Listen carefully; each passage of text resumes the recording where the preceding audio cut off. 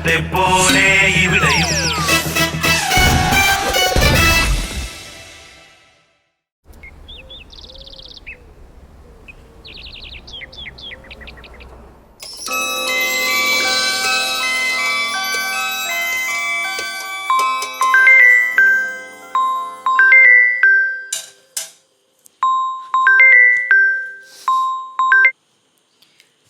Hello, അതെ ഉണ്ണിയാർച്ചയാണ്. സുഹൃത്തെ, ഈ നേരത്താണോ ഫോൺ ചെയ്യുന്നത്? എന്തെങ്കിലും അത്യാവശ്യം ഉണ്ടെങ്കിൽ രാവിലെ 10 മണിക്ക് ശേഷം ഫോൺ ചെയ്യാം. അതല്ലെങ്കിൽ ഉച്ച കഴിഞ്ഞ് പഞ്ചായത്ത് ഓഫീസിലേക്ക് വരിക. ശരി. നേരമില്ലാത്ത നേരത്താ. ഓ, അടുത്ത ആള് തുടങ്ങി. ദാ വരുന്നു.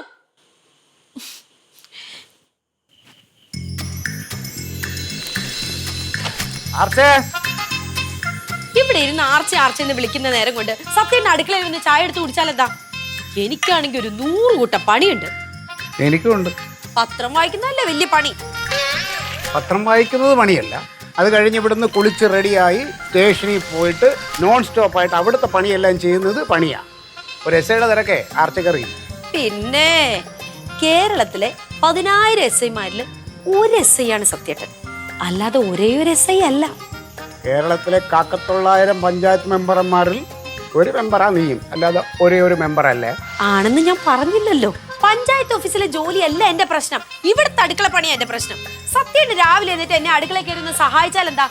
പോലീസുകാരാണെന്ന് പറഞ്ഞുകൊണ്ട് അടുക്കള കയറി കിടന്ന് നിയമമൊന്നുമില്ലല്ലോ. അമ്മ ദേ അടുത്തത് ബ്രേക്ക്ഫാസ്റ്റിന് വേണ്ടിയാ.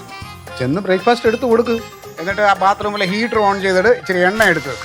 അയ്യടാ, കുളിപ്പിച്ചുകൂടെ തന്നാലോ? ബുദ്ധിമുട്ടാവില്ലേ? തൽക്കാലം വേണ്ട. അമ്മ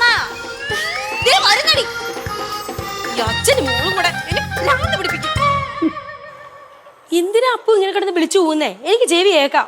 അമ്മ ബസ് വരാൻ സമയമായി, കഴിക്കെടുത്ത ബസ് എങ്ങാനും വെയിറ്റ് ചെയ്ത രാജേഷ് അങ്കിൾ എന്നെ വഴക്കു പറയും. എടി, കഴിക്കാനുള്ളതൊക്കെയല്ലേ എടുത്ത് വെച്ചിരിക്കുന്നേ? പ്ലേറ്റും വെച്ചിട്ടുണ്ട്. ഇതിന്ന് 2 ദോശ എടുത്ത് കഴിക്കാൻ നിനക്ക് എന്റെ സഹായം വേണോ? അതെങ്ങനെയാ? അച്ഛന്റെ അല്ലേ മോള്. ഇന്നും ദോശയാ? ദോശക്ക് എന്താ കുഴപ്പം? ഇന്നലെ ദോശയായിരുന്നില്ലേ? നാളെ ദോശയായിരിക്കും. മനസ്സുണ്ടെങ്കിൽ കഴിച്ചാൽ മതി. എന്റെ ഫ്രണ്ട്സിന്റെ വീട്ടിലൊക്കെ ഓരോ ദിവസം ഓരോ ബ്രേക്ക്ഫാസ്റ്റാ, ഇവിടെ മാത്രം എന്നും ദോശ. അവരുടെയൊക്കെ അമ്മമാരെ പഞ്ചായത്ത് മെമ്പർമാരല്ല. എനിക്കേ നിന്റെ അച്ഛൻ്റെയും കാര്യം മാത്രം നോക്കിയാൽ പോരാ, ഈ വാർഡിലുള്ള സകല ആളുകളുടെയും കാര്യം നോക്കണം. വേണേ കഴിച്ചിട്ട് പോകാൻ നോക്കൂ അച്ഛേ. ഞാൻ പോയി കാപ്പി എടുത്തിട്ട് വരാം. അപ്പുസേ, മോർണിംഗ്. ഗുഡ് മോർണിംഗ് അച്ഛാ. അല്ല, കഴിച്ചു കഴിയാറായില്ലേ? ബസ് ഇപ്പൊ വരുമല്ലോ. ഇന്നും ദോശയാ? നിന്റെ അമ്മയ്ക്ക് ആരെങ്കിലും ദോശയിൽ കൈവശം കൊടുത്തിട്ടുണ്ടോ എന്നൊരു സംശയമുണ്ട്. അത് ഞാനും ചോദിച്ചായിരുന്നു അച്ഛാ. അപ്പൊ പറയോ അമ്മക്ക് വേറൊന്നും ഉണ്ടാക്കാൻ നേരമില്ല. നേരമില്ലാത്തല്ല മോളെ, വേറെ ഒന്നും ഉണ്ടാക്കാൻ അറിയില്ല. കഴിഞ്ഞ ആഴ്ച അച്ഛന് പുട്ടുണ്ടാക്കി തന്നു, അവസാനം തല്ലി പൊട്ടിക്കാൻ ചുറ്റി എടുക്കേണ്ടി വന്നു. ഈ നിലയ്ക്കാണെങ്കിൽ ഞാൻ ചുറ്റി എടുക്കേണ്ടി വരും. അന്ന് എസ് ഐ വിവരറിയുകയും ചെയ്യും. എസ് ഐയുടെ തല ഭാര്യ തല്ലി പൊട്ടിച്ചു എന്ന് പറഞ്ഞാലേ നാണക്കേടാ. അതെ, തല്ലൊക്കെ നിന്റെ പഞ്ചായത്ത് കമ്മിറ്റിയിൽ പോലീസുകാരെ തൊട്ടാണല്ലോ വിവരം അറിയും. ടീച്ചർ എന്നോട് ചോദിച്ചു, അച്ഛനെ പോലെ ഒരു പോലീസ് ആവണോ അതോ അമ്മയെ പോലെ ഒരു മെമ്പർ ആവണോ? എന്നിട്ട് മോളെ എന്തോ പറഞ്ഞു? എനിക്ക് രണ്ടും ആവണ്ട, ഒരു കളക്ടർ ആയാൽ മതിയെന്ന്. എന്റെ പൊന്നു മോളെ, നീ വേറെ എന്ത് വേണോ ആയിക്കോ, പഞ്ചായത്ത് മെമ്പർ മാത്രം ആവല്ലേ. പറയുമ്പോ ഭയങ്കര സാമൂഹ്യ സേവന, എല്ലാം കൂടെ നാട് കട്ട് മുടിച്ചോണ്ടിരിക്കുക. ചോദിക്കാനും പറയാനും ആരും ഇല്ലല്ലോ. കാട്ടിലെ തടി തേവരുടെയാണോ വലിയടോ വലി. പോലീസുകാർക്ക് കഴിവില്ലെങ്കിൽ നാട്ടിൽ കള്ളന്മാരും കൂടും. ഈ പഞ്ചായത്തിൽ 15 കള്ളന്മാരേ ഉള്ളൂ. ആ 15 കള്ളന്മാരെ പഞ്ചായത്തിൽ ഇരിക്കുന്നു. അച്ഛൻ അങ്ങനെയൊന്നും പറയണ്ട, അമ്മയെ പറ്റി എല്ലാവർക്കും ഭയങ്കര അഭിപ്രായമാണ്. അതാരാ വിധി? എന്റെ ഡ്രോയിങ് സാറ് എന്നെ കാണുമ്പോഴെല്ലാം അപർണയുടെ അമ്മയെ ഇപ്പൊ ഇങ്ങോട്ട് കാണാറില്ലല്ലോ എന്നാ ചോദിക്കാറ്. ആര്? രമേശ് സാറോ? സാറ് പറയും അമ്മ വെറും മെമ്പർ ആവേണ്ടതല്ലായിരുന്നു, പ്രസിഡന്റ് ആവേണ്ടതാണെന്ന്. ബെസ്റ്റ്. എന്റെ ദൈവമേ, അതിലും ഭേദം ഒരു പ്രളയം വന്നിട്ട് ഈ പഞ്ചായത്ത് മുഴുവൻ ഒളിച്ചു വളരാണല്ലോ. ഓ, രമേശ് സാർ എന്നെ പറ്റി നല്ലതേ പറയൂ. കഴിഞ്ഞ ഇലക്ഷൻ അങ്ങേരെ എനിക്ക് എത്ര വോട്ടാ പിടിച്ചതെന്ന് അറിയോ? സാറ് പറഞ്ഞു ഇനി അമ്മ സ്കൂളിൽ വരുമ്പം സാറിനെ കണ്ടിട്ടേ പോവുള്ളൂ എന്ന്. ഞാൻ സ്കൂളിലേക്ക് വരുന്നുണ്ട്, ഒന്ന് സാറിനോട് പറഞ്ഞേക്കണം, സാറിനെ കണ്ടിട്ടേ അമ്മ പോരുമെന്ന്. പിന്നെ സാറിനെ അപർണ എന്നല്ലേ വിളിക്കാറ്, ആർച്ചയുടെ മോളെന്നാ. കേട്ടല്ലോ, ആർച്ചയുടെ മോള്.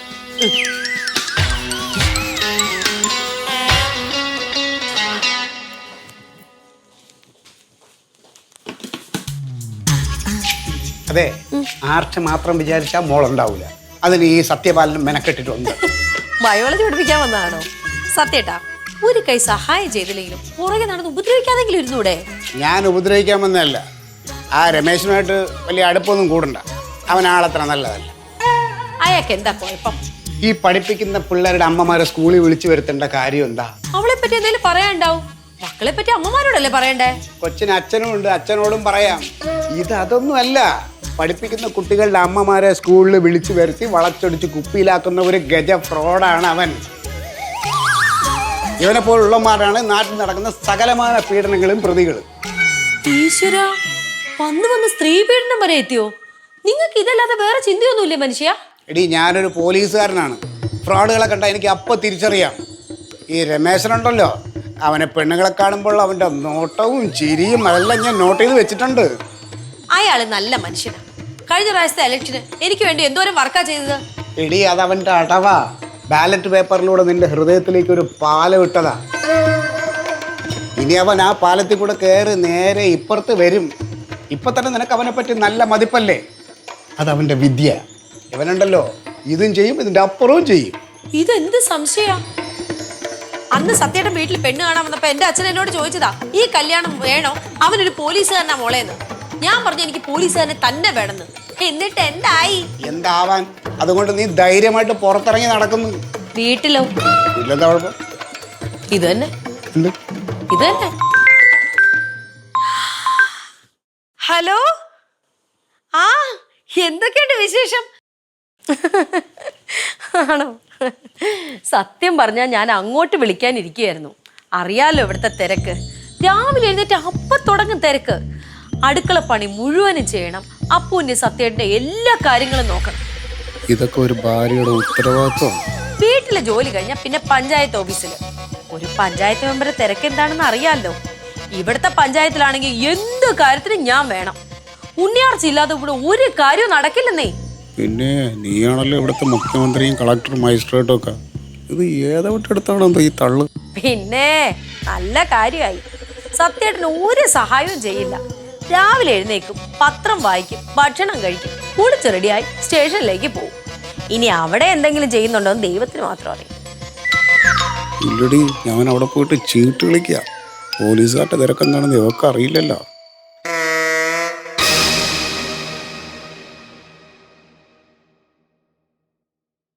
പഞ്ചായത്തിലെ കാര്യമൊന്നും പറയാതിരിക്കുക ഭേദം. അന്ന് എല്ലാവരും കൂടെ നിർബന്ധിച്ചപ്പോ കയറി നിന്നതാ. അന്ന് കാണിച്ചൊരബദ്ധം അത് കുരിശായി. എന്നെയാണോ കുരിശെന്ന് വിളിച്ചത്?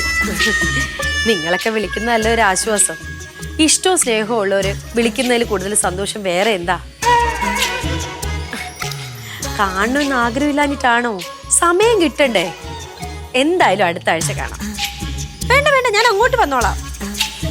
രാവിലെ നല്ല തിരക്കാണ്. സത്യേട്ട് പോയി കഴിഞ്ഞിട്ട് ഞാൻ വിളിക്കാം. സത്യേട്ടാ, സത്യേട്ട പുറകിൽ നിൽപ്പുണ്ടെന്ന് എനിക്കറിയാം. ഇങ്ങ് പോര്.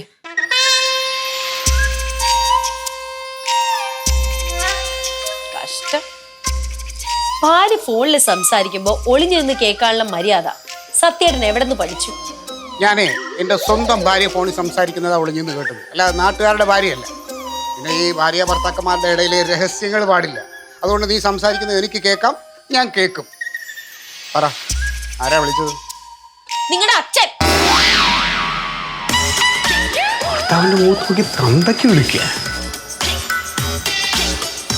നീ ഇതുവരെ കഴിച്ചു കഴിഞ്ഞില്ലേ? കഴിഞ്ഞു. എന്നാ എന്നിട്ട് കൈ കഴുകാൻ നോക്ക്.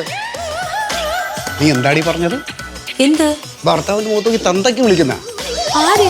ഞങ്ങൾ പോലീസുകാർ പോലും ഈ കാലത്ത് ആ ഭാഷ ഉപയോഗിക്കാറില്ല. അതൊക്കെ നിന്റെ പഞ്ചായത്ത് കമ്മിറ്റിയിൽ മതി. ഇതൊരു വീടാണ് കേട്ടാ. എന്താ അച്ഛാ? ഒന്നുമില്ല, മോക്ക് ബസ് വരാൻ സമയമല്ലേ, മോള് പോക്കോ. പോയിട്ട് വരാവേ. ടാറ്റാ, ടാറ്റാ. ഈ കാലം വരെയും ഒരു കുഞ്ഞു പോലും എന്റെ മുഖത്ത് നോക്കി തന്തയ്ക്ക് വിളിച്ചിട്ടില്ല. ഞാനും വിളിച്ചില്ലല്ലോ. നീ വിളിച്ചില്ലേ? ഇപ്പൊ പുറത്തു വെച്ച് വിളിച്ചില്ലേ? സത്യേട്ടൻ എന്നോട് ചോദിച്ചു ആരാ വിളിച്ചതെന്ന്. ഞാൻ പറഞ്ഞ സത്യേട്ടന്റെ അച്ഛനാണെന്ന്. ഇതാ നോക്ക്, സത്യേട്ടന്റെ അച്ഛനാ വിളിച്ചത്. സത്യേട്ടൻ അങ്ങോട്ട് ചെല്ലാറില്ല, ഫോൺ പോലും ചെയ്യാറില്ല എന്ന് പറഞ്ഞ് ഡെയിലി പരാതിയാ അച്ഛന്. ഞാനിങ്ങനെ സംസാരിച്ചില്ലെങ്കിൽ മോശമല്ലേ സത്യേട്ടാ? അടുത്ത ആഴ്ച ഞാൻ അങ്ങോട്ട് ചെല്ലാന്ന് പറഞ്ഞിട്ടുണ്ട്. അടുത്ത ആഴ്ച ഞാൻ തിരക്കില്ല. ആ എനിക്കറിയാം. സത്യേട്ടാ, അച്ഛൻ എന്റെ അല്ല സത്യേട്ടന്റെയാ. വല്ലപ്പോഴും അച്ഛനെ ഒന്ന് പോയി കണ്ടില്ല ഈ ദൈവദോഷം കിട്ടും. എൻ്റെ അച്ഛനെ കാണാൻ പോയി എനിക്കറിയാം. ഓയേ സ്വന്തം ഭാര്യയുടെ പിന്നാലെ ലെൻസുമായി നടക്കുന്നതിന്റെ പകുതി സമയം മതിയല്ലോ ആ അച്ഛനെ ഒന്ന് പോയി കാണാൻ. അതെങ്ങനെയാ അച്ഛനെ കാണാൻ പോകുന്ന നേരം കൊണ്ട് ഞാൻ ആരെങ്കിലും പിന്നാലെ പോയാലോ? എൻ്റെ ആർച്ച എനിക്ക് നിന്നെ ഒരു സംശയമില്ല. അങ്ങനെയാണെങ്കിൽ നിന്നെ ഇലക്ഷന് മത്സരിക്കാൻ ഞാൻ സമ്മതിക്കുമോ? സത്യേട്ടന് ഇഷ്ടം കൊണ്ട് സമ്മതിച്ചോന്നല്ലോ. ഇവിടെ എല്ലാവരും കൂടെ വന്ന് നിർബന്ധിച്ചപ്പോ നിവൃത്തികേട് കൊണ്ട് സമ്മതിച്ചു. പക്ഷേ സത്യേട്ടൻ എന്റെ പുറകെ നടന്ന് ഞാൻ എവിടെയൊക്കെ പോകുന്നു ആരെയൊക്കെ കാണുന്നു അന്വേഷിക്കുന്ന കാര്യം എനിക്കറിയാം. ആ എനിക്ക് അതിന്റെ ആവശ്യം എന്താ? ഒന്നാമത് എനിക്കുള്ള സമയമില്ല, പിന്നെ എനിക്ക് നിന്നെ സംശയവും ഇല്ല. അതാരാ? പോയി നോക്ക്. നിന്നെ കാണാമെന്ന് ഏതെങ്കിലും വായുവകളായിരിക്കും. സാറേ ആ പവിത്ര നീയായിരുന്ന എന്താടേ? സാറിന് പോയില്ലേ? പോയെങ്കിൽ ഞാൻ അവിടെ നിൽക്കുവോ? ഭയങ്കര ചൂടിലാണല്ലോ ഇന്ന്. ആ മെമ്പറേ എന്നാ ഉണ്ട് വിശേഷമൊക്കെ? ഓ നീ അറിയാത്ത എന്ത് വിശേഷം ഇവിടെ നടക്കാനാ? പിന്നെ ഈ വീട്ടിൽ പുതിയ വാടകക്കാരായി കേട്ടോ.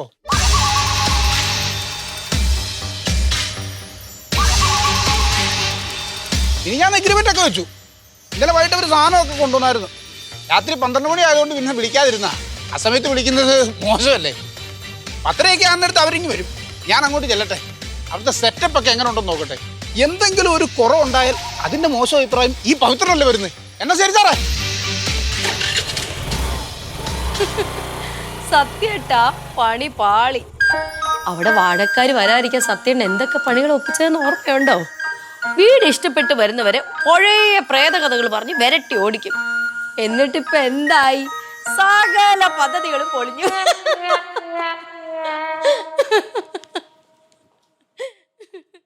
ഏത് അലവലാതിയുടെ ഇവിടെ താമസിക്കാൻ വരുന്നത്? അലവലാതിയോ?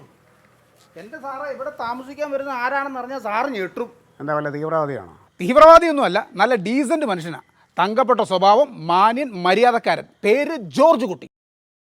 ജോർജ് കുട്ടിയാ? ഏത് ജോർജ് കുട്ടി? കോട്ടയംകാരനാ. ഇങ്ങോട്ട് സ്ഥലം മാറ്റം കിട്ടി വന്നാ. ഭാഗ്യത്തിന് പുള്ളി എൻ്റെ കൈ തന്നെ ഒന്ന് പേട്ട്. പിന്നെ പടപടയെന്ന് പറഞ്ഞ് കാര്യങ്ങളൊക്കെ നടത്തി. പിന്നെ സാറിനറിയാലോ ഈ പവിത്രൻ്റെ ഒരു സ്റ്റൈല്. പവിത്രൻ്റെ സ്റ്റൈൽ അവിടെ നിൽക്കട്ടെ, വരുന്നവൻ്റെ സ്റ്റൈൽ എങ്ങനെയാ? സാർ ഒന്നുകൊണ്ടും പേടിക്കണ്ട. ജോർജ് കുട്ടി സാർ ചില്ലറക്കാരനല്ല, ഡോക്ടറാണ്. ഡോക്ടർ. ഡോക്ടറാ? നമ്മുടെ പഞ്ചായത്തിലെ മൃഗാശുപത്രി 3 മാസമായിട്ട് ഡോക്ടർ ഇല്ലാതിരിക്കുമല്ലായിരുന്നോ? അങ്ങോട്ട് സ്ഥലം മാറി വന്ന പുതിയ ഡോക്ടറാണ് ജോർജ് കുട്ടി സാറ്. മൃഗ ഡോക്ടറാ? അതിനാണോ നീ ഭയങ്കര ഡോക്ടർ എന്ന് പറഞ്ഞ്? പിന്നെ മൃഗ ഡോക്ടർ എന്നല്ലാതെ പിന്നെ എഞ്ചിനീയർ എന്ന് പറയാൻ പറ്റുമല്ലോ. സാറേ പറഞ്ഞു വരാൻ നേരത്ത് മനുഷ്യരും ഒരു തരത്തിൽ പറഞ്ഞാൽ മൃഗങ്ങളാണല്ലോ. അപ്പം പിന്നെ മനുഷ്യരെ ചികിത്സിക്കുന്ന ഡോക്ടർ, മൃഗങ്ങളെ ചികിത്സിക്കുന്ന ഡോക്ടർ തമ്മിൽ എന്നാ വ്യത്യാസം? 2 ഡോക്ടറല്ലേ? നിന്റെ സിദ്ധാന്തമൊന്നും എനിക്ക് കേൾക്കണ്ട. ഇവിടെ വരുന്ന മൃഗം എന്തെങ്കിലും ഉടായ്പ കാണിച്ചാൽ എൻ്റെ ഉള്ളിൽ കിടക്കുന്ന മൃഗം അങ്ങോട്ട് പുറത്തിറങ്ങും. പിന്നെ ചവിട്ടി ഞാൻ അവൻ്റെ നട്ടലൊടിക്കുവേ. സാറെന്തിനാന്ന് ഇങ്ങനെ കിടന്ന് ടെൻഷൻ അടിക്കുന്നത്? ഈ ജോർജ് കുട്ടി സാർ എന്ന് പറഞ്ഞ പക്ക ഡീസന്റ് മാനാ. മാത്രമല്ല പുള്ളിയുടെ ഭാര്യയാണ് ഒരു തങ്കപ്പെട്ട സ്ത്രീയും.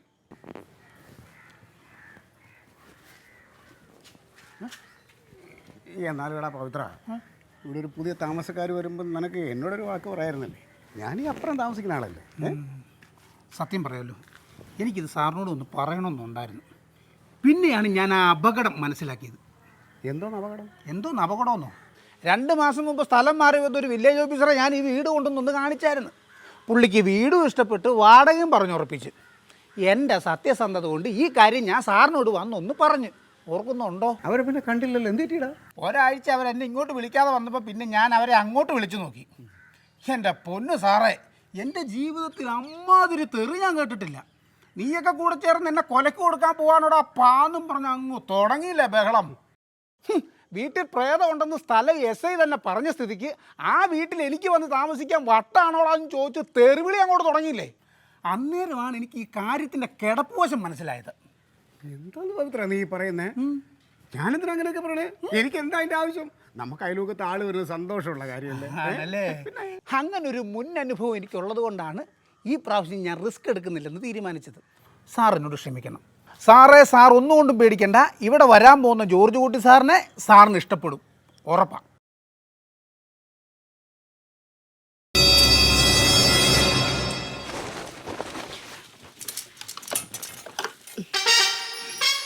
പവിത്രൻ പറഞ്ഞു.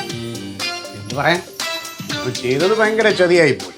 അല്ലെങ്കിൽ അവിടെ താമസക്കാർ പറഞ്ഞ എന്നോടൊരു വാക്ക് പറയണ്ടേ? അതല്ലേ മര്യാദ? എന്തിന് വല്ലവരുടെ വീട് അവരുടെ ഇഷ്ടത്തിന് വാടകയ്ക്ക് കൊടുക്കുന്നതിന് സത്യേട്ടൻ എന്താ കാര്യം? എന്താ കാര്യമെന്ന് ഞാൻ അവന് കാണിച്ചു കൊടുക്കാം. താമസക്കാരിങ്ങോട്ട് വരട്ടെ. പോലീസുകാരോടാ കളി. ഏത് മൃഗ ഡോക്ടറായാലും അവൻ്റെ വിളച്ചിലൊന്നും ഇവിടെ നടക്കൂല. മൃഗ ഡോക്ടറോ? ആ ഏതോ മൃഗ ഡോക്ടറാണ് താമസിക്കാൻ വരുന്നതെന്ന് പറഞ്ഞു. അങ്ങേരാണോ? എങ്ങനെ? അതെ, നമ്മുടെ മൃഗാശുപത്രിയിലെ പുതിയ ഡോക്ടർ ഈ ആഴ്ച വരുമെന്ന് പറഞ്ഞിരുന്നു. അങ്ങേരെ പേര് ഞാൻ മറന്നുപോയി. ആ ഡോക്ടറായിരിക്കും ഇവിടെ താമസിക്കാൻ വരുന്നത്. അവിടെ മൃഗ ഡോക്ടർ പറഞ്ഞാലും നീ എങ്ങനെ അറിഞ്ഞു? ഈ മൃഗാശുപത്രി പഞ്ചായത്താണല്ലോ നടത്തുന്നത്. പ്രസിഡന്റ് പറഞ്ഞിരുന്നു പുതിയ ഡോക്ടർ വരുന്ന കാര്യം. പിന്നെ ഈ മൃഗാശുപത്രി പഞ്ചായത്ത് നടത്തുന്നെന്നും പറഞ്ഞ് അതിൻ്റെ പേരിൽ ഇനി ആവശ്യമില്ലാതെ ബന്ധവും സൗഹൃദവും ഒന്നും ഉണ്ടാക്കാൻ നിൽക്കണ്ട കേട്ടോ. മൃഗ ഡോക്ടർ അങ്ങ് മൃഗാശുപത്രിയിലും മെമ്പർ അങ്ങ് പഞ്ചായത്തിലും. അതിൻ്റെ പേരിൽ ആവശ്യമില്ലാത്ത ലോഹ്യം കൂടെ നിൽക്കല്ലേ. ഓ തുടങ്ങി.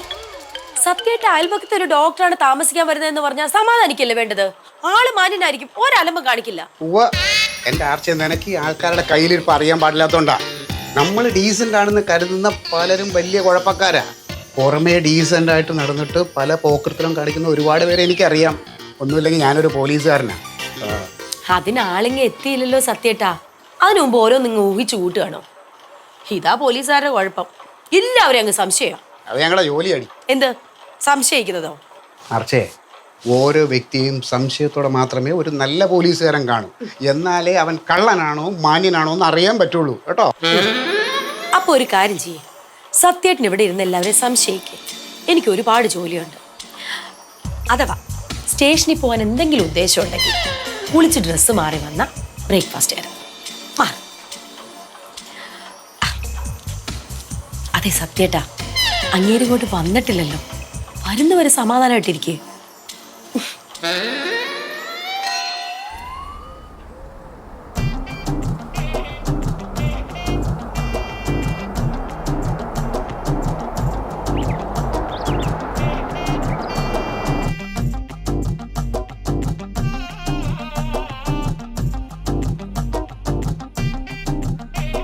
സത്യേട്ടാ, ഇതാ അവര് വന്നു തോന്നുന്നു.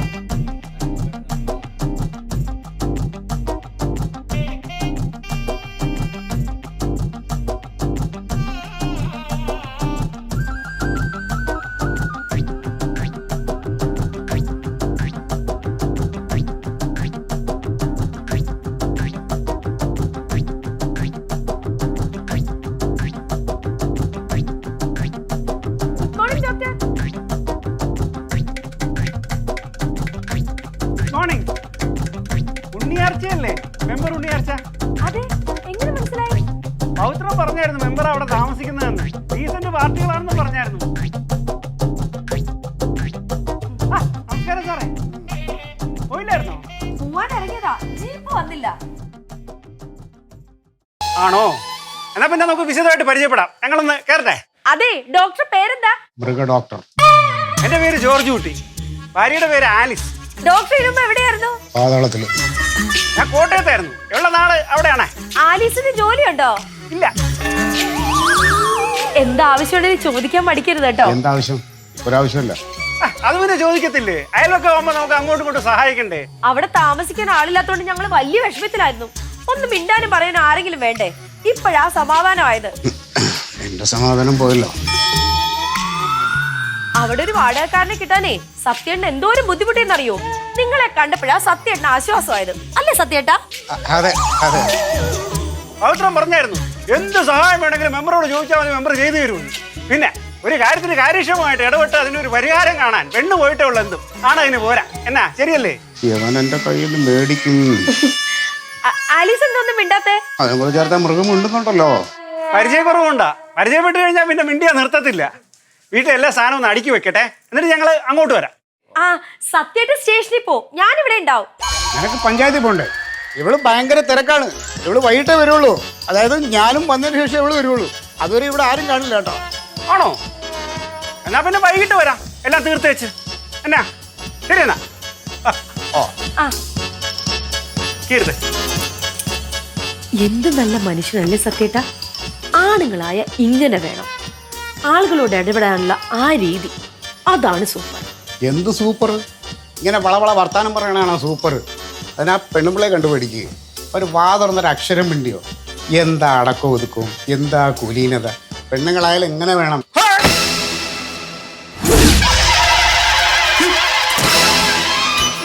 എന്താ എന്റെ ഉദ്ദേശം?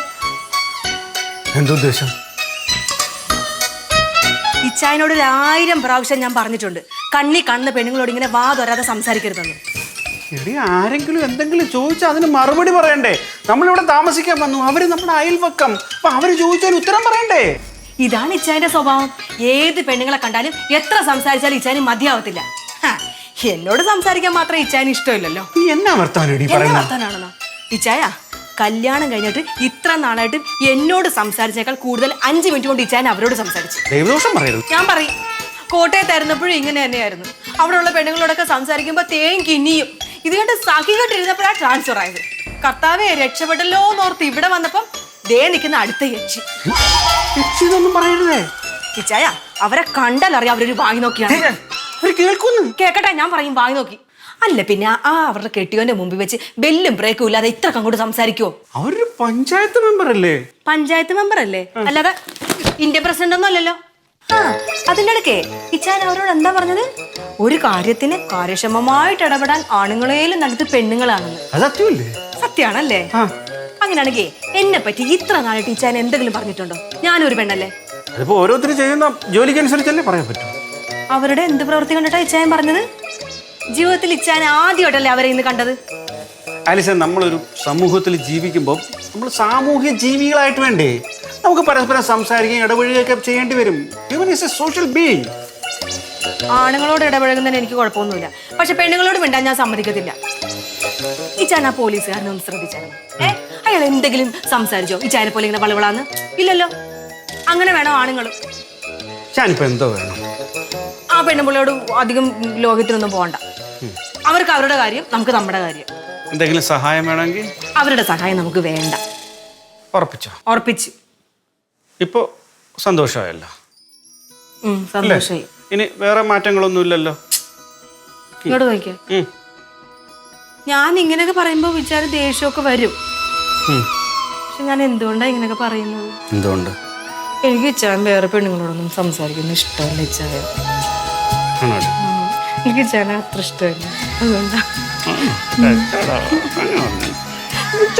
പേടിച്ചു പോയാ? ചെറുതായിട്ട്